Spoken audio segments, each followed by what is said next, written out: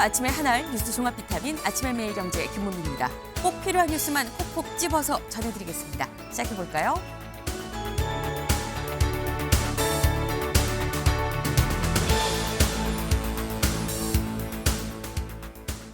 매일경제 1면입니다. 워시 쇼크 한 방에 5,000피가 붕괴됐다라는 소식입니다. 매파로 불리는 이 케빈 워시 어제 전해드렸죠. 차기 미 연준 의장에 지명이 됐다. 그래서 그 여파가 지금 이 미국 주식시장에 지금 등장을 했다라고 말씀을 드렸는데 그 여파가 어제 우리 주식시장까지 와서 5,000피가 붕괴가 됐다라는 겁니다. 금, 은, 코인값 급락에 이어서 주식시장도 어제 매도 사이드카가 발동이 됐죠. 좀 크게 흔들렸다라는 건데 오늘 잠시 뒤 9시에 다시 열릴 이 장에서 이게 다시 5,000피 회복이 이루어질지를 좀 주목해봐야 될 것 같습니다. 다음 기사 볼까요? 한겨레입니다. 민주 합당 갈등 격화, 대놓고 정청래 대권 욕망 있는 거 아닙니까? 라는 얘기가 나왔습니다. 네, 이 조국혁신당의 합당을 제안한 민주당. 근데 이 합당 문제를 놓고 제목에 나와 있죠. 갈등이 격화되고 있다. 바로 이 두 사람의 지금 얘기입니다. 어제 최고위에서 공개적으로 이현주 최고위원 이번 합당 제안 정청래 대표 개인의 대권 욕망입니다. 라고 이 얘기를 면전에서 했는데 정 대표는 뭐라고 얘기를 했느냐? 여기 나와 있죠. 정 대표. 당원 뜻을 따르겠습니다. 라고 거듭거듭 얘기를 했습니다.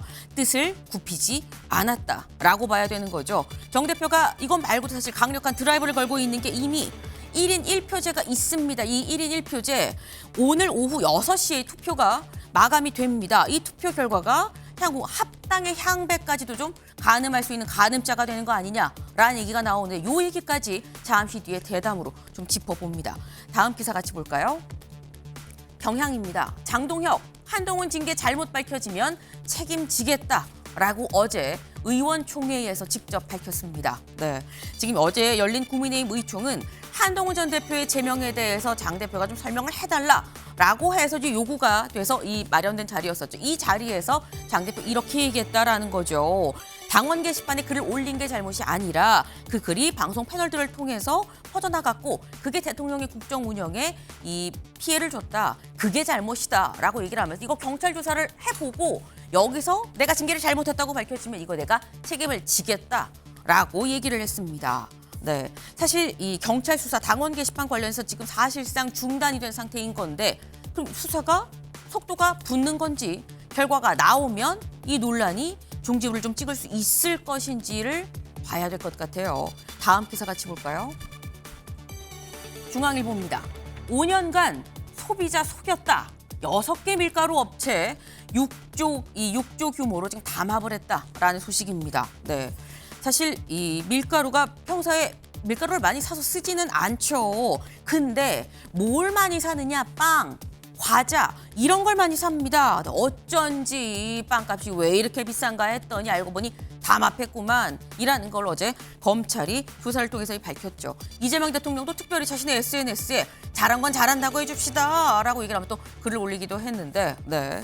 근데 사실 이게 관건은 그럼 이게 밝혀졌으니까 빵값 내려가는 거야, 과자값 내려가는 거야 라는 생각이 드는데 통상 올라가는 건 쭉쭉 올라가도 쉽게 내려오는 일은 없더라라는 거죠. 가격이 떨어질지 좀 봐야 될 것 같습니다. 다음 기사 같이 볼까요? 세계일보입니다. 캐대언 골든 K-팝 첫 그래미를 품었다. 어제 저희 방송 시작하면서 기쁜 소식입니다 라고 말씀을 드렸었죠. 이 캐대언의 골든이 이른바 이 백인들의 잔치다라고 얘기를 하는 이 그래미 어워즈에서 어제 수상을 했습니다. 베스트송 리튼 포 비주얼 미디어. 이름이 길어요. 저희도 버벅버벅 했었는데 이게 영상에 삽입된 노래 중에 좋은 거 요거 픽해서 상 준 거다라는 거죠. 다음에는 이것 말고 추가적인 다른 본상까지도 좀 노려볼 수 있겠다라는 생각이 좀 듭니다.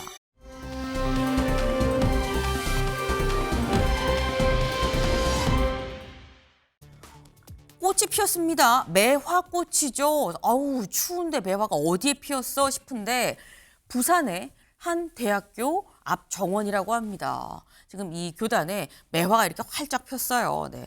부산은 사실 좀 따뜻할 수 있죠. 그래서 폈나 싶긴 합니다만 생각해보면 내일이 입춘입니다. 다음 사진 하나 더 볼까요? 네, 여기 보이시나요? 입춘대길. 민속촌이에요. 민속촌엔 벌써 이미 입춘대길이라고 써 붙여놨다. 지금 이 한복을 입은 외국인 관광객들이 상당히 좀 즐거워하는 모습까지 지금 보이죠. 내일부터 정말 입춘 매직인지 기온이 오른다고 합니다. 입춘 매직 내일 실제로 이 발동이 되는지 봐야 될 것 같아요.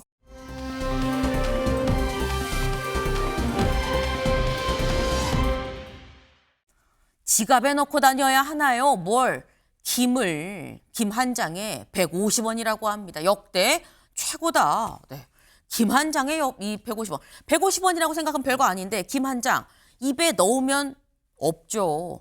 1초면 사라지는데 1초에 150원씩 깜빡하면은 이만큼을 먹게 되는 이 김이 장당 150원 지갑에 넣어 갖고 다녀야 되냐라는 얘기가 나옵니다. 네. 근데 그 이유가 왜 이렇게 느는 거야라고 생각을 했는데 여기 볼까요? 수출이 늘어서 국내 판매가가 껑충 뛸 수밖에 없었다라는 거예요. 이 K푸드의 열풍과 함께 김 수출도 상당하죠. 그러다 보니까 김값이 상당히 올랐다라는 건데 수출이 느는 건 좋은데 비싼 건 또 싫죠. 집에 사둔 김 좀 잘 아껴서 먹어야겠다라는 생각이 좀 드네요. 아침에 매일경제 뉴스 종합 비타민 언제나처럼 TV로 좀 크게 보시다가요. 궁금한 점 유튜브 댓글로 남겨주시면 같이 좀 얘기를 해보겠습니다. 첫 번째 키워드 들어가 볼까요?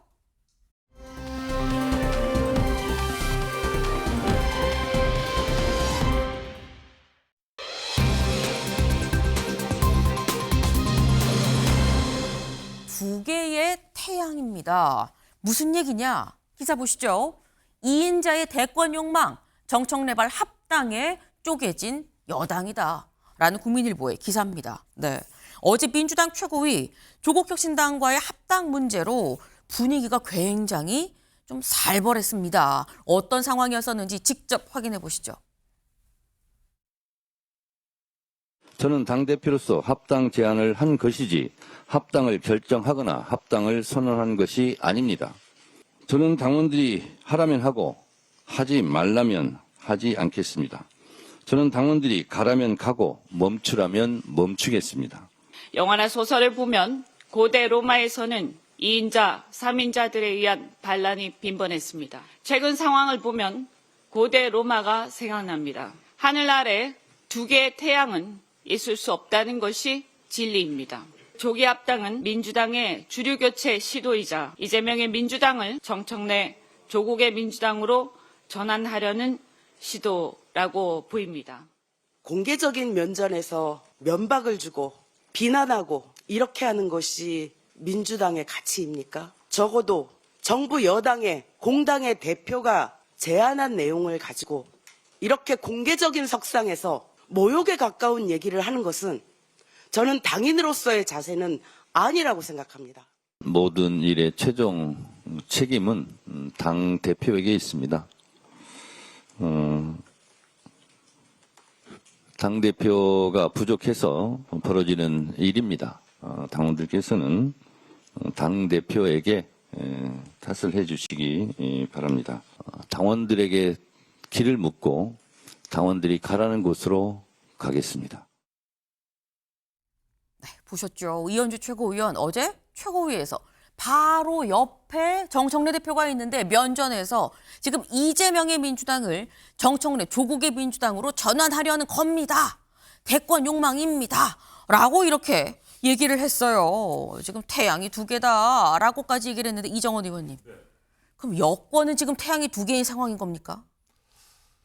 저는 정치를 우리가 왜 하는지에 대해서 조금 멈춰서 생각해 볼 때가 됐다고 생각합니다. 하늘 아래 태양이 두 개일 수 없다. 지나친 표현이라고 생각합니다. 과연 태양은 무엇인가? 지금 우리 더불어민주당은 이재명 정부의 성공을 위해서 힘을 모아야 할 때입니다. 태양 논쟁을 벌일 때가 아니라는 것이죠. 내란을 완벽하게 종식하고 책임자 처벌하고 민생과 경제 살려서 이재명 정부의 성공, 그걸 통해서 우리 국민들의 보다 나은 삶을 지금 만들어내야 되는데 불필요한 논쟁 그리고 갈등과 또 반목 이런 것들이 비춰지는 모습들이 너무나 안타깝고 또 우리 국민들께 죄송하다는 말씀을 먼저 드립니다. 조국혁신당과 더불어민주당의 연대와 협력은 필요합니다.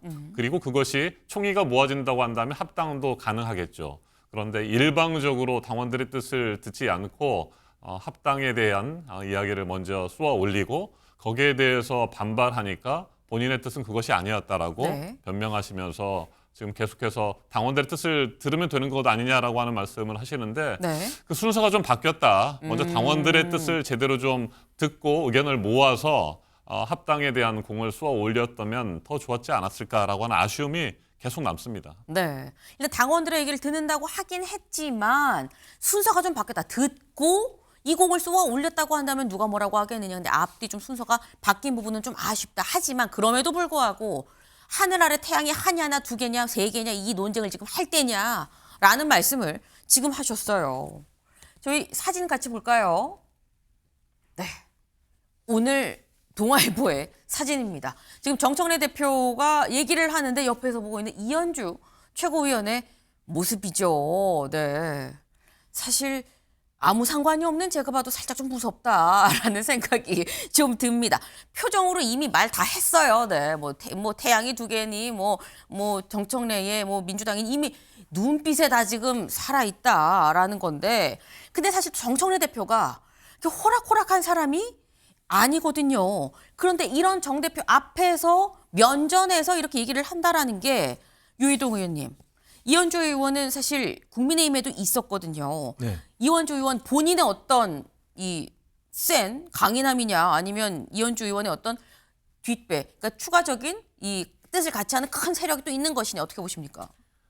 저는 청와대하고 당내 주류이면서 비당권파인 분들이 마음을 제대로 먹은 것 같다라는 생각이 듭니다. 지금 이게 이현주 의원 개인의 발언이 아니고 최고위원 세 분과 함께 하신 발언이고 그 이전에는 또 한준호 의원 이런 그 당내 의원들이 또 이야기를 하셨고 네. 어젠가요 그젠가요 그 민주당의 초선 의원 모임 더민초라고 네. 하는 모임의 28분의 의원도 같은 흐름의 이야기들을 하셨거든요. 네. 그러니까 제가 사실은 이 정치하면서 정청래 대표를 이렇게 치근하게 생각할 때가 있을까 싶었는데 어제 모습은 진짜 그랬거든요. 그러니까 청와대를 중심으로 한 비당권파 주류 의원들이 마음을 제대로 먹고 지금 정청래 대표를 제대로 한번 흔들어 보겠다는 의지가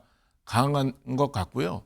뭐 두 개의 태양이니 뭐 2인자, 3인자 반란이니 네. 이런 표현은 사실은 민주당 같은 경우에는 당원 주권 정당을 표방하는 정당이잖아요. 그런데 태양, 네. 뭐 반란, 2인자, 3인자 이런 표현은 그 당원 주권 정당을 표방하는 그 정당에게는 어울리지 않는 아주 시대착오적인 표현이거든요. 그럼에도 불구하고 저런 표현들이 스스럼 없이 최고위원회의에서 이야기될 수 있었다는 것은 저만큼 당내 주류 비당권파가 이 상황을 매우 심각하게 보고 있는 국면이다. 저는 이렇게 생각합니다. 네. 지금 이 시점에서 조국혁신당과의 합당이 좀 설익었다라는 이 뜻이 명심인지 아닌지 단순히 반청 또 비청의 어떤 세력의 생각인지는 알 수 없습니다만 일단 분명한 건 이현주 의원 혼자만의 생각은 아닌 것 같다. 굉장히 이런 생각을 가진 세력이 민주당 내에서도 좀 상당한 것 같다라고 말씀을 하셨어요. 그런데 또 사실 이현주 의원뿐만이 아니라 정청래 대표도 혼자가 아니죠. 어제 아침 면전에서 막 이현주 최고위원이 막 얘기를 하던 바로 그 비슷한 시각 유시민 노무현재단 이사장이 이렇게 얘기를 하고 있었습니다. 직접 들어보실까요? 이해찬 전 총리 평생의 동지 유시민 작가 모셨습니다. 안녕하십니까? 먼저 나오겠다 연락하신 건 처음이에요. 네, 그런 것 같아요. 조국당이 민주당과 따로 존재하면서 연합 정치를 하는 것이 우리나라에 좋은가? 한국 정치에 좋은가? 아니면 두 당을 합쳐서 한꺼번에 가는 것이 좋은가? 합쳐서 한꺼번에 가는 것이 이해찬의 기획에 가까워요. 그러니까 생각해 보세요. 이 노무현 대통령이 후보가 됐을 때 후단협이라고 만들어져 가지고 그 사람들이 처음에 했던 유명한 말이 있어요. 후보 되더니 설렁탕 한 그릇 안 샀다. 그 후단협 왕창 더 날아갔습니다. 2002년도에 매번 중요한 선거나 정치적 고비가 있을 때마다 뭉텅뭉텅 정치인들이 날아가는 모습이 왜 나오냐. 근데 보면 평민당에서 출발해서 지금 더불어민주당의 책임당원이 백수십만이 되어 있는 여기까지 오는 이 흐름이 오는 과정에서 이해찬 대표는 매번 그 메인스트림을 새로 만들어내는 일에 가담했어요. 그 연결식 할 때 김민석 총리가 좀 울면서 앞으로 누구하고 상의해야 되고 누구한테 물어봐야 되나 이렇게 하는데 울지 마요. 여기 다 있어. 네, 어제 최고위가 있었던 비슷한 그 시각 또 이 김어준 씨의 유튜브 방송에는 유시민 노무현재단 이사장이 나왔다라는 거죠. 유시민 노무현재단 이사장, 여기 기사 좀 같이 보겠습니다. 김어준 방송관 유시민 후단협까지 언급하며 김민석을 맹비난했다. 후단협이 뭐야? 라는 생각하실 수 있어요. 후보 단일화 협의회. 후보 단일화 이 협의회가 뭐냐면 같이 보시죠. 이겁니다. 2002년 대선 기억하시나요? 그때 노무현, 정몽준 두 사람 단일화 하냐 마냐 얘기가 있었죠. 그때 새천년 민주당 안에서 노무현, 정몽준 두 후보 단일화해라. 왜냐하면 당시에 노무현 후보의 지지율이 좀 떨어지고 있던 상황이다 보니까 둘이 단일화해라 라고 얘기를 하면서 막 집단 탈당을 했었습니다. 그때 김민석 총리가 탈당해서 정몽준 캠프로 합류를 했었죠. 사실 김민석 총리한테는 이정원 의원님 사실 이게 굉장히 아픈 대목일 수 있거든요. 근데 유시민 이사장이 이 얘기를 지금 꺼냈다는 거 이거는 저격 아니야 뭐 이런 얘기도 나오더라고요. 네, 당시 김민석 총리께서 네. 새천년 민주당 탈당 후에 정몽준 캠프에 합류했고 또 그걸 번복하는 그런 부분들에 대해서는 김민석 총리의 해석 그리고 김민석 총리의 생각은 조금 다르긴 합니다. 그런데 저는 지금 그 문제를 과연 꺼낼 상황인가라는 말씀을 드립니다. 유시민 작가님께서 정말 민주 진보 진영의 승리를 위해서 뭔가 충고를 하실 생각이시라고 한다면 친명이라든지 뭐 친청 이런 분열적인 프레임 그리고 김민석 총리를 공격하거나 또 어떤 한편을 드는 그런 프레임을 가지고 나오지 마시고 네. 어떻게 하면 건설적으로 토론을 해서 당원들의 뜻을 받아들이고 또 제대로 된 통합의 시너지, 합당의 시너지를 만들 수 있을 것인가에 대해서 말씀을 하신 것이 참 필요하다라는 생각이 듭니다. 저는 개인적으로 합당 문제는 절대 덧셈이 되어야지 뺄셈이 되어서는 안 된다고 생각하는데 네. 단순한 덧셈을 넘어서야 한다고 저는 또 생각을 합니다. 합당은 곱셈의 정치일 수도 있는 것입니다. 곱셈이라고 하는 것은 합당을 위한 당원들의 뜻, 그런 통합된 하나된 마음이 없으면 그게 제로이면 아무리 명분이 좋고 실리가 좋다고 하더라도 곱하기 하면 0이 아니겠습니까?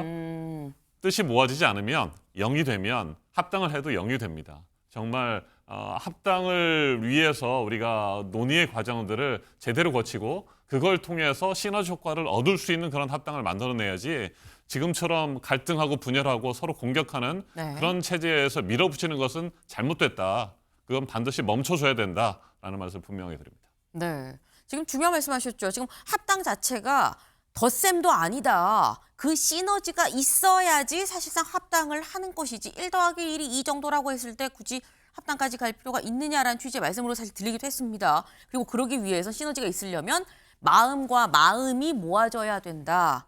라는 그러니까 사전 정지 작업이 좀 있어야 된다라는 취지의 말씀으로 지금 이해를 했는데 근데 유시민 이사장의 이 등판이라고 얘기를 해야 될까요? 유이동 의원님. 네.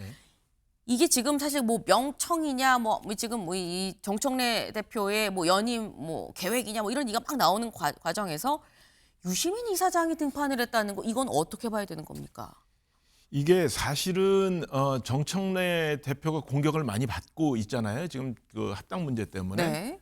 그 과정에서 정청래 대표가 약간 물러나는 듯한 그 모습은 좀 보여줍니다. 아직 결정된 게 없다. 그리고 난 당원들의 뜻을 따를 거다라고 표현을 하지만 그 이면에는 뭐가 있냐면 1인 1표제를 관찰한 후에 그것을 바탕으로 이 합당을 꼭 이끌어내겠다라는 의지의 표현이거든요. 그런데 여기 이 장면에서 왜 유시민 작가가 등판하게 됐냐? 그 판이 확 본질은 커졌어요. 예, 그것은 지금 민주당이 1세대 민주당이 있었습니다. 그러니까 김대중 대통령을 중심으로 하는 1세대가 있었고 버전 2, 2세대가 노무현 대통령과 문재인 대통령까지 이어지는 그 유시민 작가와 김어준 씨 뭐 이런 유의 분들이 이끌어오던 2세대가 있었고요. 네. 지금 이재명 대통령을 중심으로 해서 제3세대가 이제 버전 3의 민주당이 출범하려고 하는 시기이기 때문에 2세대와 3세대가 지금 갈등을 하고 있는 거고 그 갈등이 격화되고 있는 거고요. 사실은 1인 1표제도 그렇고 합당 문제도 그렇고 원론적으로 취지에는 동감합니다만 절차에 문제가 있다라는 이야기를 계속 이재명 대통령을 중심으로 한 비주류 주류 비당권파가 지금 네. 주장을 하고 있거든요. 그런데 사실은 그게 실천적으로 자기네들이 그것을 어떻게 제어할 방법이 없는 거죠. 사실 유시민 작가가 김민석 총리의 문제를 언급한 것은 지금 실질적으로 대통령이 당무에 직접 관여하는 모습을 피하기 위해서는 대리인격인 누군가를 내세워야 되는데 그 네. 대리인격으로 김민석 총리를 지목하고 있는 거고요. 사실은 후단 여부를 언급한다는 것은 2002년도인데 제가 그때 그 무렵에 이제 국회 보좌진으로 처음 들어올 시절이었으니까 굉장히 오래된 이야기인데 네. 사실 후단 여부는 그냥 일반 지금에 계시는 분들은 이렇게 흘려들을 수 있을 수 있지만 김민석 총리에겐 굉장히 아픈 이야기입니다. 그렇죠. 이게 철새 정치인의 대표 인물로 김민석 총리를 떠올리게 할 만큼 이게 굉장히 중요한 사건이었거든요. 그렇기 때문에 저는 이 정도까지 갔으면 이게 단순히 부드러운 세대 교체보다는 굉장히 격렬한 내부 파열음을 동반하는 그런 세대 교체가 이루어질 것이다라고 예상하게 됩니다. 네. 이게 지금 민주당 내 세대 교체다라고 말씀하셨어요, 이정은 의원님. 네. 이재명 대통령께서 정말 잘하고 계십니다. 그리고 국정 지지도에 있어서도 60%를 상회하는 그런 결과들이 많이 나오고 있습니다. 이재명 대통령께서 잘하고 계시고 또 그걸 뒷받침하고 있는 김민석 총리께서도 그만큼의 역량과 또 네. 정책 능력을 보여주고 계시는 겁니다. 이런 상황에서 김민석 총리를 공격하거나 흔드는 그런 모습은 굉장히 보기가 좋지 않습니다. 유시민 작가님이 왜 그런 발언들을 하셨는지 저는 참 답답합니다. 저는 이 대목에서 이재명 대통령을 각종 당무에 개입시키거나 끌어들이려고 하는 그런 시도에 대해서 강력하게 문제를 제기합니다. 그렇게 해서는 안 됩니다. 이재명 대통령께서 정말 지금 추진하고 있는 우리 국민들을 위한 다양한 민생 개혁들 이런 것들에 대해서 우리가 힘을 합해야 될 때라고 생각합니다. 오죽하면 할 일을 좀 빨리 제대로 해달라라고 하는 주문을 우리 국회와 당을 향해서 하는 것 아니겠습니까? 국민의힘도 마찬가지입니다. 우리가 힘을 모아서 국정과제를 뒷받침할 만한 그런 민생 개혁 과제에 매달릴 때가 됐다라는 말씀을 드리고요. 총리를 흔들거나 대통령을 흔드는 그런 시도에 대해서 단호히 거부하고 문제를 제기합니다. 네. 유시민 이사장의 어제 이런 발언들은 대통령을 흔드는 것과 다름없다. 지금 대통령이 자꾸 끌어들이는 상황으로 보이는 거 아니겠느냐라는 말씀을 하셨어요. 근데 지금 저희 상황을 쭉 보면 일단 2세대에서 3세대로 넘어간다고 하면 2세대 유시민 이사장은 3세대 주자로 정청래 대표를 픽을 했다라고 봐야 되는 거겠죠. 그럼 이쪽에 또 다른 내가 픽되고 싶어라고 얘기를 하는 사람 중에 하나 또 김민석 총리. 그리고 지금 이 구도가 지금 잡히고 있는 거 아니겠습니까? 근데 김민석 총리 또 그럼 가만히 있었느냐. 어제 요 방송이 끝나고 몇 시간 없어서 물론 예정이 됐었던 거긴 합니다만 기자 간담회가 있었습니다. 거기서 뭐라고 얘기했는지 직접 들어보시죠. 합당이 되느냐 안 되냐와는 별개로 이러저러한 이슈들이 정부 여당으로 통칭되는 범여권 내에서 이러저러한 갈등을 일으키거나 또는 보다 더 집중적이고 일관되고 통일적인 국정 운영을 하는데 혹여라도 조금 덜 플러스가 되는 상황으로 되는 것은 바람직하지 않다라고 보는 것이 상식 아니겠습니까? 민주당의 근본 정체성을 변경시키거나 명칭을 변경하거나 하는 것으로서의 의미는 없을 뿐만 아니라 그래서는 안 된다고 저는 봅니다. 민주당의 이름은 100만 불이 넘는 겁니다. 당대표에 관련된 질문을 들으셨을 때 이제 로망이다라는 표현을 쓰신 적이 있습니다. 로망이라는 단어 하나가 이렇게 많은 로망을 불러올지 생각을 못했습니다. 당대표는 민주당에서 성장해 온 사람으로서 당연히 중진 정치인 이상이 되면 갖는 로망이다 이렇게 말씀을 드렸습니다.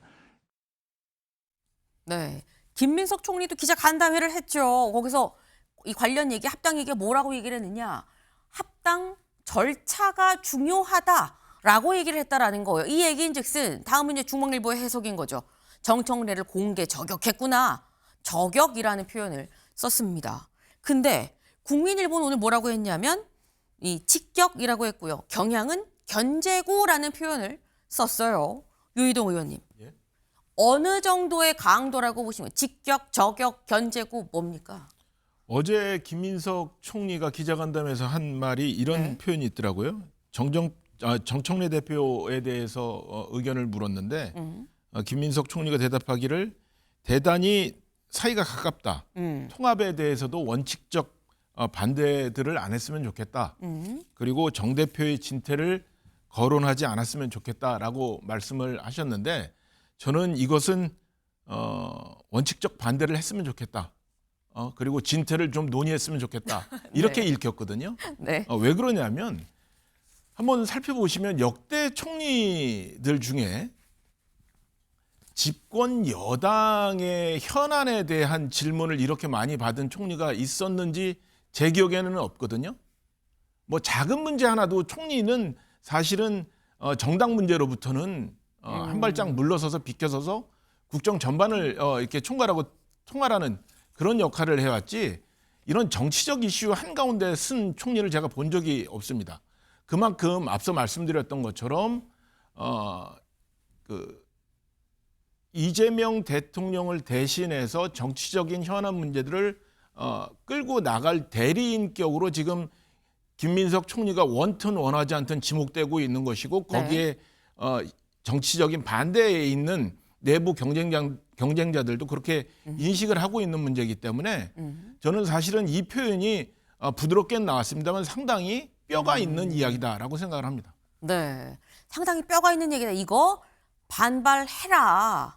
정청래 대표의 거취에 대해서도 좀 얘기를 해라라는 거에 반어법적인 표현으로 나는 들렸다라고 지금 말씀을 하셨어요. 네.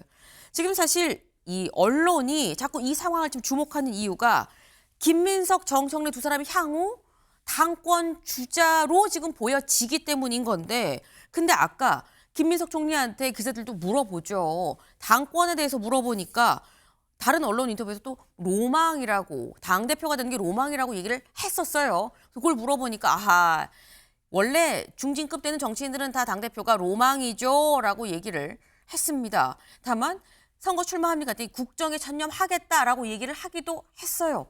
근데 그렇게 얘기했음에도 불구하고 이정원 의원님 네. 사실 서울시장은 여론조사도 빼달라고 그러는데 이건 그거에 비하면 좀 강도가 낮네. 여기에 좀 뭔가 마음이 있는 거 아니야? 라는 얘기도 사실 나오더라고요. 네. 김민석 총리께서 여러 차례 말씀을 하셨습니다. 이번 서울시장 선거에 출마하지 않겠다. 적극적으로 검토한 적도 없다라는 말씀을 하셨고 네. 그럼에도 불구하고 계속해서 서울시장 후보군으로 넣어서 도대체 무엇을 얻으려고 하는 것인가라는 생각이 듭니다. 저는 김민석 총리가 이재명 정부의 총리로서 국정 과제를 하나하나 성과를 내는 데 있어서 집중하고 계신 때 계속해서 지방선거와 연결해서 뭔가를 해석하려고 하는 그런 시도들이 저는 잘못됐다고 보여지는 것이고요. 김민석 총리가 뭐 때가 돼서 또 민주당의 당원이기도 하고 민주당의 국회의원이기도 하기 때문에 총리를 뭐 영원히 할 수 있는 건 아니지 않습니까? 그렇죠. 당으로 복귀하게 된다면 당 대표의 기회가 주어진다면 최선을 다해서 잘 해보겠다라고 하는 뜻을 밝힌 것인데 그걸 지나치게 과장하고 확대 해석하는 것이 아닌가라는 생각이 듭니다. 지금은 정말 합당 문제는 차분하게 우리 민주 진보 진영의 승리 그리고 내란의 완전한 종식을 위해서 우리가 총의를 모아야 할 때인 것이 맞습니다. 그럼 이렇게 한번 좀 짧게 여쭤볼게요. 어차피 국무총리를 했으면 당으로 다시 돌아온다 그러면은 뭐 원내대표나 이런 게 다 하면은 당에서 하면 당대표밖에 없을 거다라는 생각이 들긴 드는데 그게 이번 8월일 거라고 보십니까? 그럴 수도 있죠. 그 가능성을 굳이 배제할 필요는 없다고 보여집니다. 네. 뭐 정치는 생물이기 때문에 또 이번 지방선거에서 저희가 압승을 하고 새로운 민주당의 체제를 구축하는 데 있어서 뭐 뛰어드실 수도 있다고 판단이 됩니다. 네. 네. 정치는 생물이죠. 그렇기 때문에 상황이 어떻게 갈지는 알 수 없는 거다라는 말씀을 하셨어요. 근데 사실 저희가 이가 합당 합당 얘기를 하다가 나온 건데 지금까지 정작 어떻게 보면 당사자인데 단 한 번 언급이 안 되는 조국 혁신당이 있습니다. 혁신당은 지금 어떤 생각을 하고 있느냐 직접 들어보시죠. 뭐 이렇게 표현하면 어떨지 예. 모르겠지만 저희들은 그래 선거 앞두고 예. 우리가 뭐 경쟁할 건 경쟁하더라도 이제 썸 탈 생각 정도 하고 예. 있었는데 갑자기 프로포즈를 하신 아. 거예요. 갑자기 그 동네 시숙, 시어머니, 뭐 시누이 이런 분들이 우리한테 와가지고 넌 자격이 없어 빨리 예. 그만한다고 해. 뭐 이러다가 이제 물도 껴안고 그 비율을 예. 김치 싸대기도 때릴 판이에요. 저희들로서는 뭐 하여튼간에 내부 정리를 잘 해주시라. 예. 저희들이 김치 싸다고 맞을 짓은 안 한 것 같은데. 네, 신장식 의원 이렇게 표현을 합니다.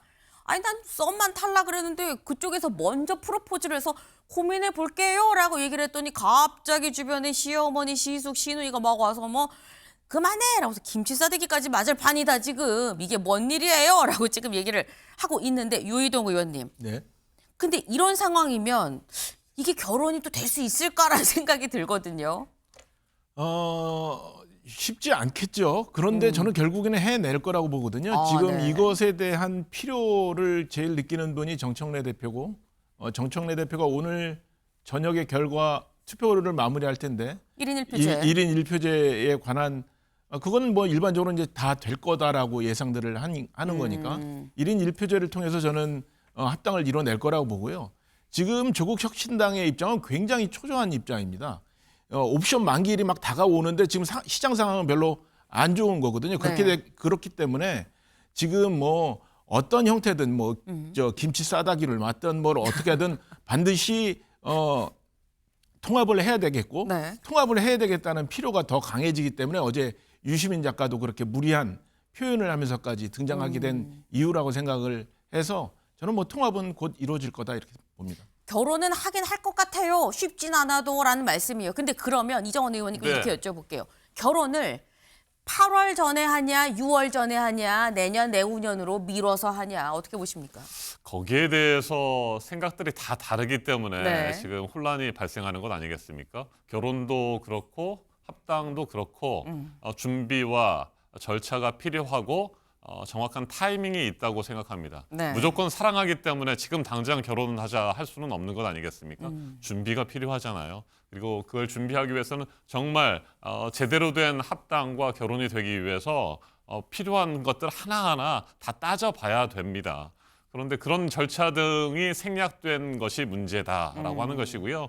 정청래 당대표께서 합당을 통해서 뭔가 더 큰 정치를 하시겠다라고 하는 생각, 네. 더 큰 우리 민주진보 진영의 승리, 이재명 정부의 성공을 이끌겠다라고 하는 생각에는 정부는 충분히 이해하고 동의합니다만 그 합당 제안의 대상이 조국 혁신당으로 곧바로 간 것이 문제다라고 하는 것에 대해서 우리 당원들은 아쉬워하는 것이죠.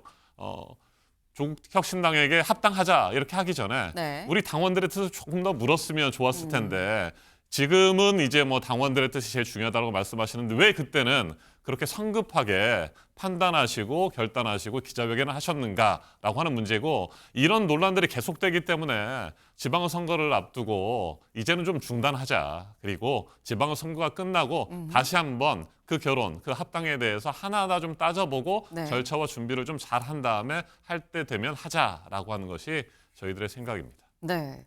지금 결혼을 하긴 하는데 언제가 될지는 알 수가 없다. 일단 6월 이후로 좀 미뤄보자라고 얘기를 하셨어요. 그동안에 좀 이 구체적인 것까지 좀 자세히 좀 예식장도 좀 알아보고 돈 얼마이니 집 구하려면 뭐가 얼마 내놓을 수 있니 이런 얘기까지 좀 다 해봐야 되는 거 아니겠냐 뭐 이런 말씀을 지금 하신 건데 사실 이런 모든 논의 자체가 오늘 오후 6시에 어쩌면 가늠이 좀 될 수도 있다. 오늘 오후 6시에 뭐가 있느냐.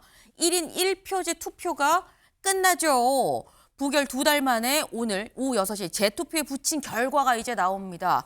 이 결과에 따라서 어떻게 보면 합당까지 이른바 정청래식 드라이브가 좀 더 힘을 받을지 힘이 한풀 꺾일지 여부가 나오겠죠. 다음 키워드로 넘어가 볼까요?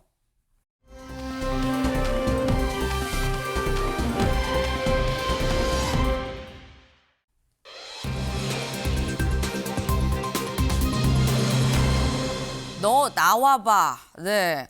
무서워요. 오늘 키워드가. 너 나와봐. 기사 보겠습니다. 너 나와봐. 했더니 나왔다. 어쩔래? 그 다음은. 그럼 그 다음은 야이. 그러면서 다음은 이제 주먹이 나갈 순번이긴 한데 드라마상으로는 국힘 한동훈 제명 놓고 막장 의총이 어제 있었다라는 거죠. 네. 어제 막장 의총. 대체 이런 얘기가 대체 왜 나왔느냐? 누가 이런 얘기를 주고받은 것이냐라는 건데 관련해서 같이 볼까요? 바로 조강한 최고위원과 지금 정성국 의원 두 사람 간의 대화입니다.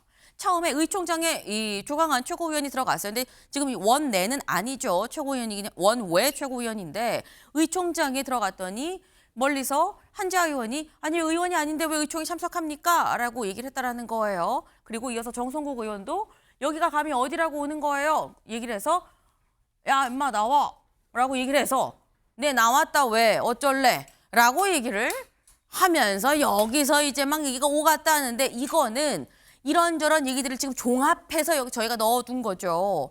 지금 조강한 최고위원은 그게 아니라 이런 거예요. 라고 얘기를 하고 있습니다. 직접 들어보시죠. 이제 내가 나오면서 정성국 의원한테 얘기 좀 합시다. 그랬더니 뭐 엄청나게 고압적인 자세로 사람을 모욕을 주길래 나도 조금 거칠게 반응을 했지. 우리 정성국 의원보다는 제가 나이가 훨씬 많은 것 같거든요. 우리 정성국 의원의 고압적 태도를 보면서 와 우리 국회의원의 태도 자세가 위세가 대단하구나 라는 거를 오늘 다시 한번 느꼈네요.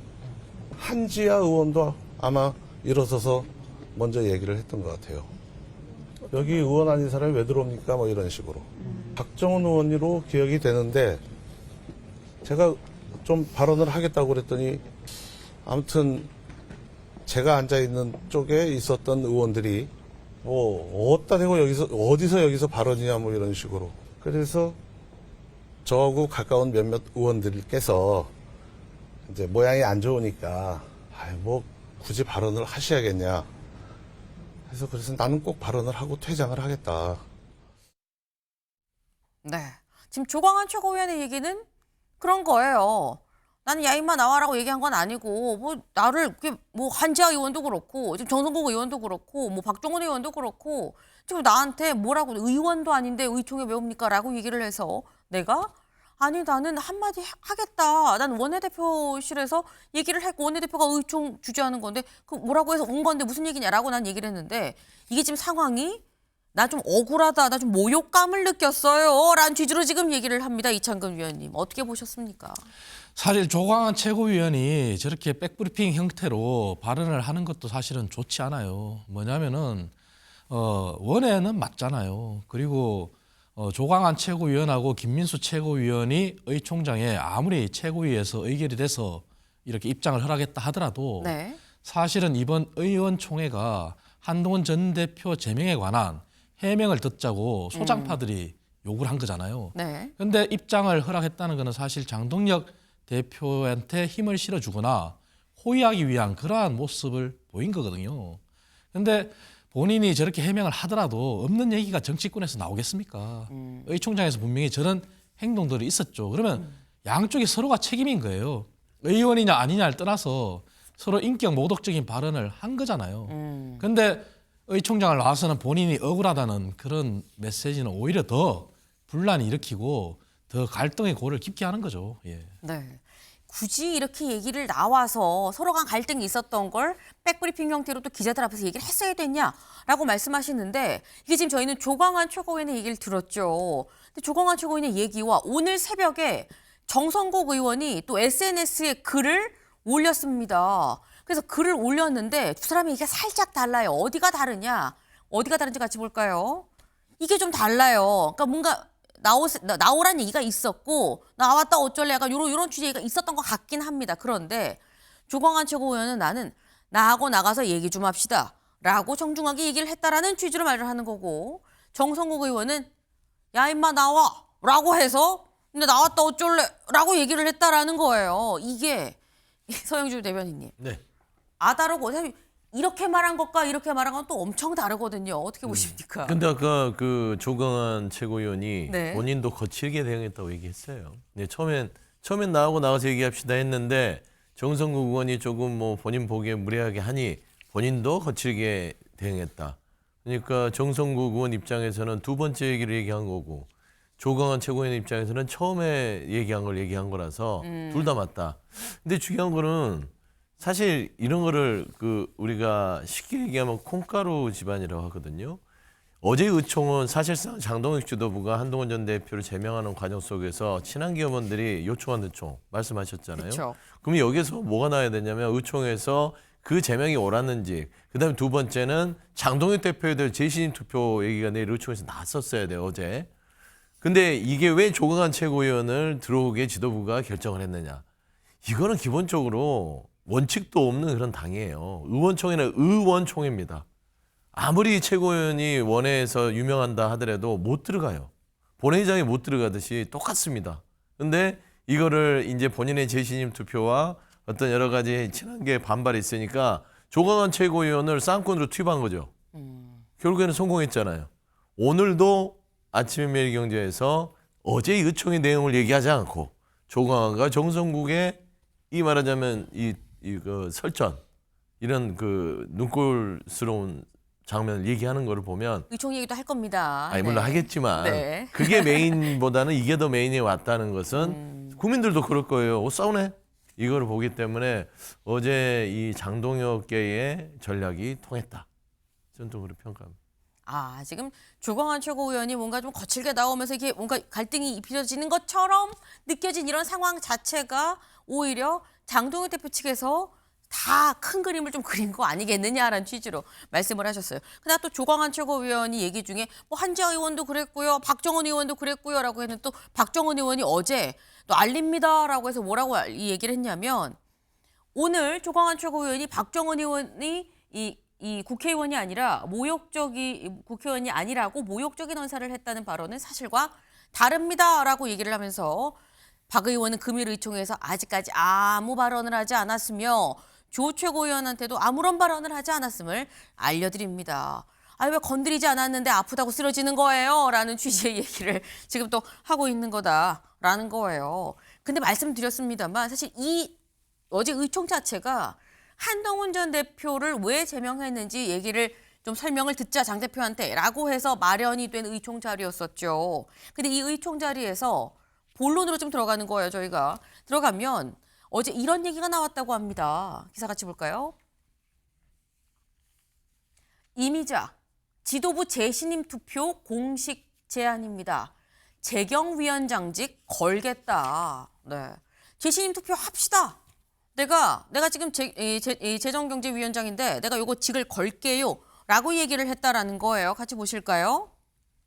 이미자 의원이 뭐라고 얘기를 했느냐. 전당원 재신임 투표에 재정경제기획위원장 자리를 걸겠습니다. 말이 아니라 행동으로 보여주셔야 합니다. 나 걸게 너희도 걸 거냐 뭐 이런 취지인 거죠. 근데 여기 권영진 의원이 뭐라고 얘기를 했냐면 의원들이 무슨 얘기를 하면 당직 맡은 사람들이 직을 걸라고 자꾸 이거 막말이다 라고 얘기를 하면서 지도부가 제재해야 되는 거 아닙니까? 라고 내가 얘기를 했어요. 라는 거예요. 지금 재신임 투표를 하냐 마냐라는 얘기가 나왔다라는 거죠. 그리고 이른바 장동혁 친장으로 분류가 되는 이미자 의원이 그럼 합시다. 재신임 하고 다 직 걸어요. 라고 얘기를 했다라는 건데 근데 이거 지도부가 제재해야 되는 거 아닙니까? 라고 얘기를 했는데 제재를 할 수가 있을 것이냐. 왜? 앞서서 이런 얘기가 나오기 전에 지도부 안에서도 이런 얘기가 나왔거든요. 직접 들어보시죠. 지금 친한계로 분류되는 많은 의원분들은 당대표 사퇴를 주장하고 계시고 당대표나 지도부는 사실 그걸 받아들일 생각이 없어 보이고 그렇다고 해서 지방선거를 앞두고 계속해서 당의 내용이 되면 당의 부담이 될 것이기 때문에 이럴 때면 차라리 정치적인 해법이 필요하지 않을까. 지도부는 이 문제를 정치적으로 잘 결정해야 되는데 그런 재신임 투표라든지 저는 이 8년 동안 당 지도부가 단 한 번도 임기를 마치는 것을 본 적이 없습니다. 당원이 선택한 적도 없는 비대위원장들이 슬그머니 당대표직을 차고 앉아서 이 당의 의사를 결정하고 장동혁 대표의 재신임을 묻자는 발언을 한 의원님이 계십니다. 당원들이 선택한 당대표의 목을 치려고 한다면 당신들은 무엇을 걸 것인지 묻습니다. 국회의원직이라도 거시겠습니까? 자신이 당원으로부터 선택받지 않은 비대위원장 자리에 앉았을 때 절대 권력인 양 하고 싶은 거 이미 다 해보시지 않았습니까? 그러고 졌던 지난 대선입니다. 제발 자중합시다. 김인수 최고위원 얼굴이 무서워요. 네. 지금 제발 자중합시다. 약간 이 꽉 악문 약간 그런 느낌이 들죠. 그러면서 하는 얘기가 뭘 거시겠습니까? 라고 묻고 있습니다. 이창근 위원님. 아마 의원들 전체가 의원직을 건다면은 당원들의 투표 결과가 어떻게 나올지 몰라요. 근데 김민수 최고위원도 저렇게 얘기하는 것이 맞지 않는 것이 누가 보더라도 친윤이고 윤핵관을 외치는 사람 중에 하나잖아요. 지난 8년이나 그랬는데 지난 8년 동안 갈 것 없이 지난 4년간 윤석열 정부 당시에 지도부가 바뀌고 몰아내고 했던 게 결국 윤석열 대통령이에요. 당시. 근데 본인이 저런 말을 할 수 있습니까? 그리고 지금 상황은 오히려 당을 단합시키고자 한다고 했던 한동훈 전 대표 퇴진, 제명이 오히려 더 갈등과 분열을 일으켰잖아요. 그럼 본인도 지금 지도부의 한 사람이잖아요. 그럼 이것을 어떻게 수습하고 지방선거를 치를 거냐. 그게 고민을 해야지. 지난 8년간 당 지도부 운운하면서 지난날의 과언은 반성하지 않고 저렇게 몰아간다? 그럼 본인부터 최고위원직을 걸면서 어떤 투표를 하자고 하든지 해야죠. 그래서 지금 중요한 것은 정치적인 해법이잖아요. 네. 그리고 그 정치적인 해법을 원했는데 그것을 하지 않고 더 분열로 끌고 간 것이 당 지도부잖아요. 그렇다면 지금 당 지도부는 어디서부터 잘못된 건지 되돌아보는 것이 오히려 더 해야 될 일이에요. 지금 이렇게 직을 걸라고 더 강하게 센 발언으로 하는 게 맞는 것이냐. 그렇다면 역으로 오히려 그럼 최고위원직을 걸겠냐. 뭐 이렇게 지금 말씀을 하셨어요. 이게 자꾸 갈등이 점점 커지고 있는 그런 상황인 거죠. 사실 그렇기 때문에 또 김용태 의원은 지방선거를 지금 이 체제로 치를 수 있는지 없는지를 좀 여쭤보자. 재신임을 약간 중재안 비슷하게 내놨습니다. 왜냐하면 친한계에선 사퇴해라 라고 얘기를 하고 이 친장에서는 왜 내려오냐, 왜 사퇴를 하냐라고 얘기를 하고 그러니 그럼 재신임을 한번 받아봅시다라고 약간 중재안처럼 내놨는데 여기에 대해서 지금 뭐 목을 치려고 한다 뭐 이런 얘기를 지금 얘기를 했죠. 더불어서 그럼 친한계는 뭐라고 얘기를 하느냐. 박정훈 의원이 뭐라고 했는지 같이 볼까요? 박정훈 의원. 우리가 요구한 건 사퇴지 재신임이 아닙니다라고 또 얘기를 해요. 윤호개인 세력을 등에 업고 재신임을 받으면 지선에서 승리할 수 있겠습니까? 숫자로 누르고 입국닷 시키겠다는 거 민주당 하는 거 아닙니까? 라고 얘기를 했습니다. 일단 여기 계신 민주당 당원분 한 분 표정이 별로 안 좋긴 합니다만 여쭤봅니다. 네. 일단 그러면 이거 차치하고라도 일단 우리가 원하는 건 사퇴지 재신임이 아니다. 중재안도 받을 수 없다라는 얘기인 것 같은데 그럼 어떻게 또 풀려는 건가라는 생각이 들긴 들어요. 사실상 박정훈 의원이 얘기하는 것은 힘이 없어요. 본인들이 힘이 없기 때문에 말만 하는 것인데 박정훈 의원 말은 다 틀렸어요. 왜냐? 숫자로 누르고 입국다 시키는 건 민주당이 하는 짓이다. 이 말을 함으로써 이 모든 것들이 다 의미가 없는 거예요. 근데 사실상 감정적으로는 장동혁 대표가 사퇴했으면 좋겠으나 아니 한동훈 전 대표 본인들이 옹이하려고 하는 그분 못 지켰잖아요. 장동혁 대표가 센 거예요. 당에서는. 그러면 본인들은 아예 힘이 없는 겁니다. 그러면 사퇴를 주장한다고 해서 이게 그 당내 안에서 의원들이 들고 일어나서 장동혁 대표를 사퇴시킬 수 있느냐. 그렇지 않아요. 한동훈 전 대표 제명을 당할 때 국민의힘에서 어떤 의원들이 일어나서 그걸 막으려고 했어요. 친한계 몇몇 의원들의 외침 외에는 뭐가 있습니까? 그나마 김용태 의원이 중립지대에서 재신임을 얘기하고 그 재신임의 전제 조건도 지방선거를 가지고 들어와요. 어떻게 보면 친한계 입장에서는 굉장히 비겁한 발언이니까 우리가 원하는 건 재신임이 아니다. 사퇴다라고 하는 것은 비현실적인 주장, 감정적 주장일 뿐이라서 저는 사실 이게 장동혁 지도부나 이미자 의원들이 던지는 지금 뭐 거의 투정판이잖아요. 네. 직을 걸어라 뭘 걸어라 하면서 근데 사실 국민의힘의 당원 구조상 현재 있어서는 장동혁 지도부 쪽으로 기우는 당원들이 많다. 짠물당원이라고 하는데요. 그렇기 때문에 결국 그런 도박판을 벌인다 하더라도 친한계 쪽에서는 국민의힘 내부에서 뭔가 해결점을 찾을 수 없어요. 저희가 개인적으로 늘 얘기하면 좀 새 집사님 차려서 새로운 시작해라. 이 안에서는 윤어게인 세력과는 그 어떤 합의점을 찾을 수 없다는 좀 조언을 드리고 싶습니다. 네. 지금 밖에서 봤을 때 글쎄 국민의힘 안에서 친한계가 지금 뭔가 세력을 좀 넓히고 자리를 잡기가 쉽지가 않다. 지금 뭐 사퇴를 얘기하지만 현실 가능성이 좀 있겠느냐라는 말씀을 지금 하셨어요. 근데 이 의총 자리 자체가 장 대표한테 얘기를 좀 들어보자라고 하는 자리였었죠. 그럼 이 의총장에서 장 대표는 뭘 꺼냈느냐. 동아일보 같이 볼까요? 장동혁 친한계 반발에 수사 결과 한동훈 전 대표에 대한 이 징계가 잘못됐을 땐 내가 책임을 지겠다라고 얘기를 했습니다. 박성원 대변인 얘기 직접 들어보시죠. 당대표로서 경찰 수사에 적극적으로 협조를 하겠다. 그리고 수사를 통해서 당원 게시판 문제를 털고 가겠다라고 이야기를 했습니다. 또한 경찰 수사를 통해 징계가 잘못된 것이라고 사실이 밝혀지면 정치적 책임을 지겠다라고 말씀하셨습니다. 네, 내가 경찰 수사 결과에 따라서 정치적 책임 지겠습니다라고 얘기를 했다라는 건데, 근데 여기에 대해서 또 장해찬 이 여연 부원장이 뭐라고 글을 올렸느냐? 소장파의 칼이 한동훈과 친한계를 찌른 거다. 자업자득이다라는 취지로 얘기를 해요. 왜? 수사 요구? 차마 당내 사건을 경찰에 넘기지 못했던 지도부 입장에선 오히려 고마운 죄이다라고 얘기를 하면서 이제 IP 공개로 진짜 미국에 있는 딸, 뭐 80 넘은 장인어른이 악플을 달았는지 안 달았는지 아니면 누가 명의를 도용을 한 건지 요거 확인만 하면 되겠네 라고 글을 올렸습니다. 이게 지금 친장 입장이 장동혁 대표 입장에서는 이창근 위원님, 우린 땡큐라고 얘기를 하고 있어요. 장해찬 부원장 말도 사실 맞지가 않아요. 본인이 여의도 연구원 부원장이면 본인이 할 일은 저러한 전선에 개입을 해서 싸움을 부추길 게 아니에요. 정책 개발에 본인의 역할을 충실해야 되는데 본인의 글 중에 소장파의 칼이 한동훈과 친한계를 찔렀다 그랬는데 실제 경찰의 수사, 고소 고발한 거는 한동훈 전 대표예요. 뭐냐면은 허위 사실에 의한 명예훼손, 그리고 개인정보법 위반, 그리고 업무 방해죄 이렇게 고발했어요. 한동훈 전 대표도 CCBB를 다루기 위해서 본인이 고발한 거 아니겠어요. 그렇다면 분명히 문제가 있다는 것을 본인도 아는 거잖아요. 근데 저렇게 해서 마치 한쪽이 잘 됐고 한쪽은 잘못됐다. 이렇게 싸움을 몰고 간다? 잘못된 거죠. 그리고 지금 다시 누차 말씀드리지만 현실적으로 맞지 않는 것이 당이 지금 현재 정치적 해법이 왜 필요하냐. 지방선거가 얼마 안 남았잖아요.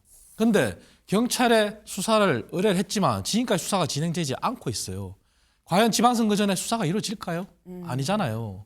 그리고 장동혁 대표의 사퇴를 요구하지만 어제 의총을 소집은 근본 원인은 왜 이러한 분열과 갈등이 계속되고 있는지 여기에 대한 해명을 해달라는 거거든요. 그렇다면 장동혁 대표도 수사를 핑계로 빠져나갈 게 아니에요. 그리고 사퇴하는 요구가 있더라도 그럼 본인이 국민들이 원하는 건 뭐예요? 부정선거, 계엄 옹호 이러한 세력과 절연하고 본인이 늘 얘기한 미래를 보여달라는 이러한 정치적 해법이면 되거든요. 근데 거기에서 벗어나지 못하니까 오세훈 시장도 만약에 장동혁 대표가 태도 변화가 없다면 나도 입장 변화가 없다는 얘기하는 거 아니에요. 그래서 지금은 우리 모두가 정치적인 해법으로 빨리 이 사태를 수습해야 됩니다. 이게 지금 경찰 수사를 통해서 끝낼 사안이냐. 정치적 해법이 중요한데 왜 자꾸 수사, 범 얘기를 꺼내느냐라는 취지의 말씀이셨어요. 사실 어제 굉장히 장시간 의총을 했습니다만 결론이 안 났죠. 싸웠다라는 얘기만 남는 상황. 이 논란이 계속되지 않겠나라는 생각 좀 해봅니다.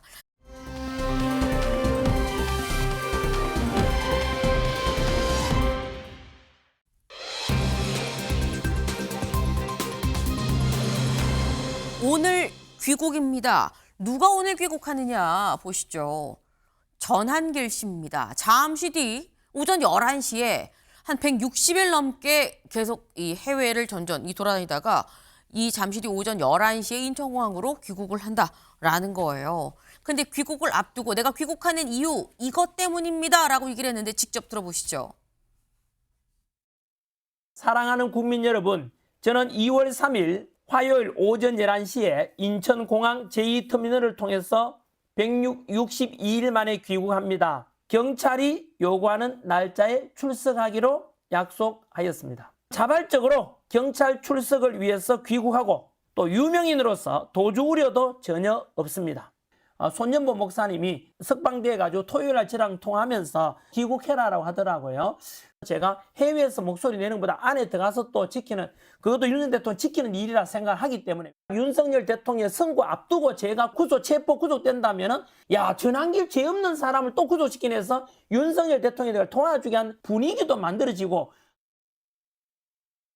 네, 내가 들어가는 거 경찰 조사를 받기 위해서 들어간다라고 얘기를 해요. 근데 그러면서 나 비행기에 오늘 이 3일 오전 11시에 내리는데 내리자마자 바로 라이브 방송할 겁니다. 왜냐하면 혹시 내가 또 바로 체포가 될 수도 있으니까 라고 얘기를 해요. 이걸 보면 소영주 대변인님. 네.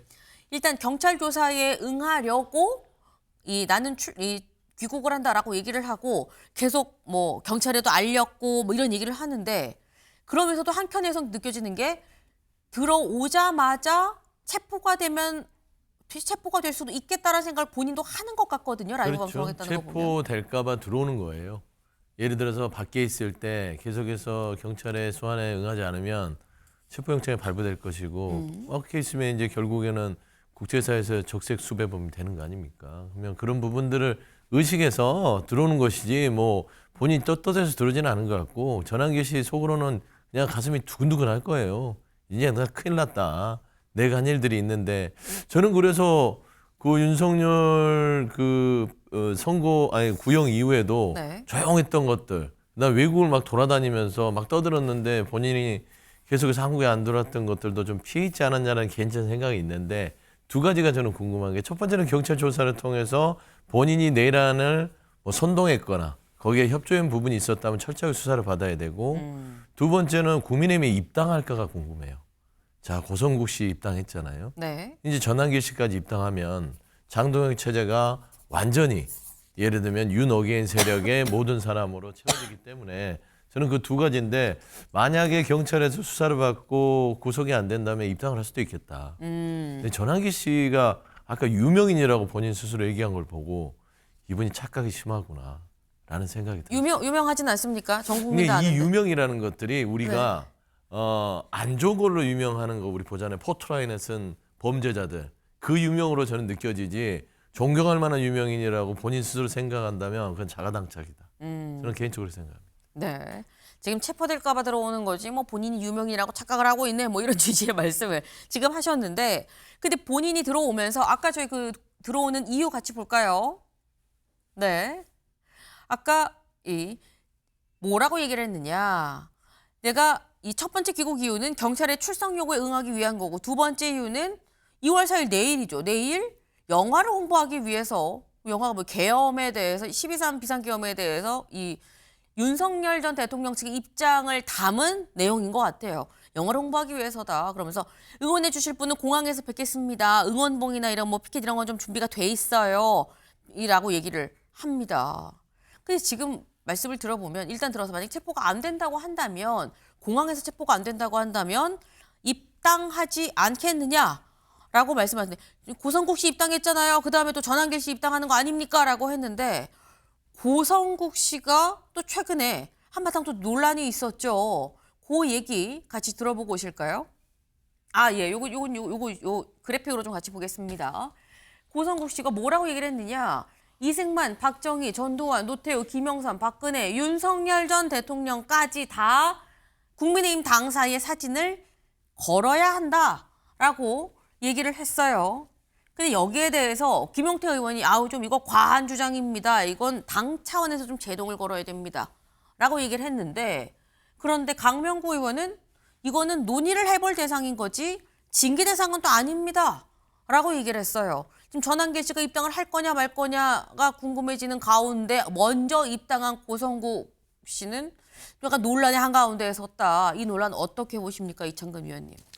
저것은 논란도 될 수도 없고 토론 대상도 될 수도 없고 물론 징계 대상 부분은 뭐 당원 심사위에서 판단해야 되겠죠. 왜냐하면은 강명구 의원도 국민의힘 전신인 과거부터 저 논란이 이어진 상황을 몰라서 저런 얘기를 하는 거예요. 지금 현재 국민의힘 당사에는 3분 대통령의 사진이 걸려 있어요. 네. 그리고 이승만, 박정희, 김영삼. 그 얘기는 뭐냐? 결국 이승만 전 대통령은 건국 대통령이고, 그리고 박정희 전 대통령은 누가 여야를 떠나서 다 인정하는 산업화 세력의 상징이고, 김영삼 대통령은 민주화의 상징이기 때문에 그렇게 해서 이미 일단락이 난 사안이에요. 그런데 이것을 다시 끄집어내는 자체도 바람직하지 않고, 저기에 대해서 얘기는 없지만 지금 당에서 또 강령을 바꾼다 그래요. 그 강령에 반공산주의 이런 얘기를 들어간단 말이에요. 이러한 논란들 자체가 왜 토론 대상입니까? 그래서 지금 국민의힘이 자꾸 과거를 회귀하는 모습은 정말 바람직하지 않다. 그래서 다들 정말 정신 차려야 되고, 이런 것을 제재하는 것이 사실 지도부의 역할이에요. 그 지도부의 바람직한 역할을 저는 기대합니다. 예. 네. 사실 이렇게 뭐 당면 반공산주의 이런 얘기가 들어가는지 여부, 윤석열 전 대통령의 사진도 당사에 걸릴지 여부 등등등의 당 대표의 의중이 또 들어갈 수가 있는 거죠. 때문에 지금 이 장동혁 대표의 이런 관련한 사안들에 대한 생각이 또 어떤가라는 생각도 좀 듭니다. 잠시 뒤에 한 2시간쯤 뒤에 아마도 전한길 씨가 들어오면 입당을 체포가 될 거냐 안 될 거냐, 입당을 할 거냐 말 거냐, 요거부터 좀 지켜봐야 될 것 같아요.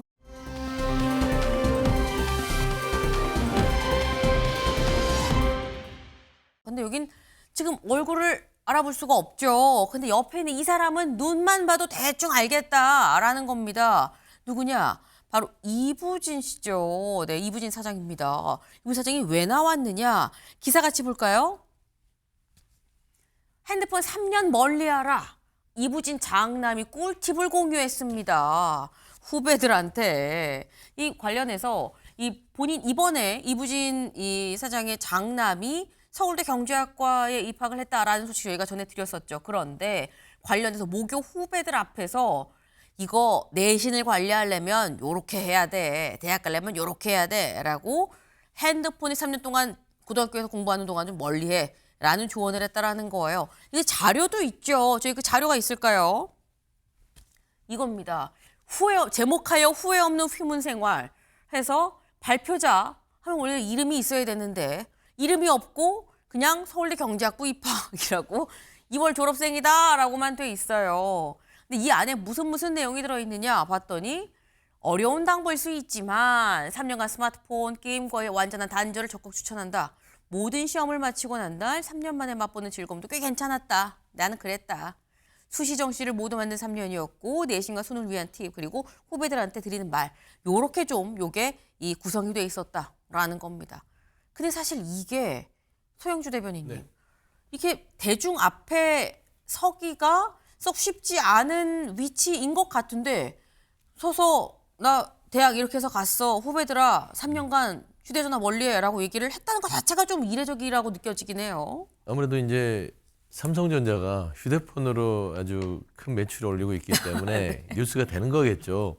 통상적으로 조금 그 고등학교에서 선배로서 후배들한테 어떤 본인이 원하는 대학에 진학한 비법을 알려주는 거는 너무나 당연한 거 아니겠어요? 그래서 그런 부분에 있어서는 이례적이진 않은데 뉴스가 되는 건 휴대폰을 팔아서 이 굴지의 기업을 만든 그 집안의 아들이 휴대폰을 멀리하려고 하니까 이게 무슨 소리야 라는 것인데 사실상 휴대폰을 멀리한 게 아니라 여기서 보면 알겠지만 스마트폰과 게임을 멀리한 거잖아요. 단절. 물론 이제 뭐 2G폰을 쓰더라고요. 저도 주변에 대학 입시를 준비하는 부모들이나 이런 분들 얘기를 들으면 이 2G폰, 그러니까 스마트폰하고 게임이 안 되는 그거를 가지고 이제 연락을 주고받는데요. 그게 이제 입시 관리를 하는 여러 가지 이제 학부모들의 어려움이 공통된 것 같은데 이게 아마 이제 삼성과의 관련돼 있어서 아마 뉴스가 되지 않았나 그렇게 보입니다.